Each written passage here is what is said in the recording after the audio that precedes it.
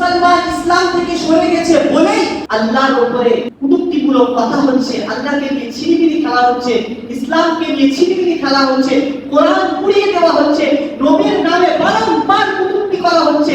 তারপরেও এই মুসলমান সমাজ কিছুই করতে পারছে না, কারণ এরা ইসলাম থেকে সরে গেছে।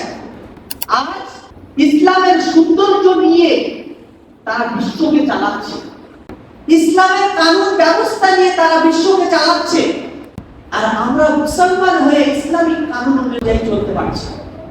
এই ভোটের সিস্টেম জানেন, এগুলো সব ইসলাম থেকে এসেছে। প্রথমে বুথ, তারপরে পঞ্চায়েত, তারপরে ব্লক, তারপরে থানা, তারপরে জেলা, তারপরে আপনার এইভাবে যে চেক সিস্টেমের মাধ্যমে প্রধানমন্ত্রীর কাছে চলে যাচ্ছে, এগুলো ওমর রাদিয়াল্লাহু তাআলার আখরুল জামানা থেকে চলে আসছে।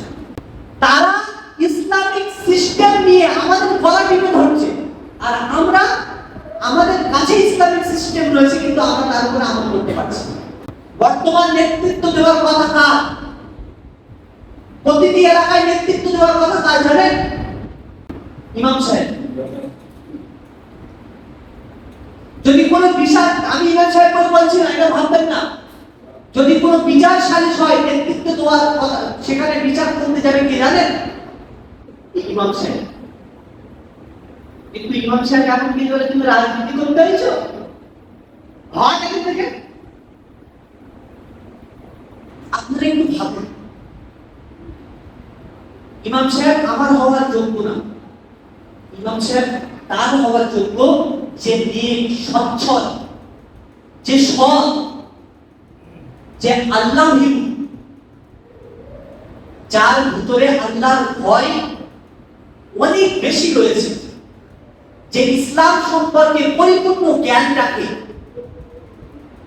সে হবে ইমাম সাহেব। বর্তমান এমন ব্যক্তি কেন ইমাম সাহেব হয় না? কারণ ইমাম সাহেবের ভ্যালু নেই। ইমামের যে ভ্যালু থাকা দরকার সেই ভ্যালু ইমাম সাহেবের নেই। একটু ভেবে নেন, যদি একজন সঠিক ইসলামিক জ্ঞানী মানুষ যদি আপনার এলাকার ইমাম সাহেব হয়, সেই ব্যক্তি আপনাদের এলাকার লিডার হয়, সেই ব্যক্তি বিচারক হয়, তাহলে কি মনে হচ্ছে যে সে বেঠিক বিচার করবে? মনে হচ্ছে বেঠিক বিচার করবে? সে সঠিক বিচারই করবে, সে ইসলাম অনুযায়ী বিচার করবে, সে রাসূল সাল্লাল্লাহু আলাইহি ওয়াসাল্লামের আদর্শ অনুযায়ী বিচার করবে। এগুলো কি ইসলামিক সিস্টেম? কিন্তু এই সিস্টেম নিয়ে আমরা চলতে পারছি না।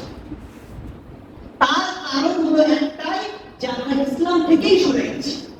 নামাজ পড়ি না, সুদ ছাড়ি না, নেশায় মত্ত থাকি, তারপরে লোন নিয়ে ঘুষ খাই, সমস্ত ধরনের গুনাহের কাজ আমাদের মধ্যে।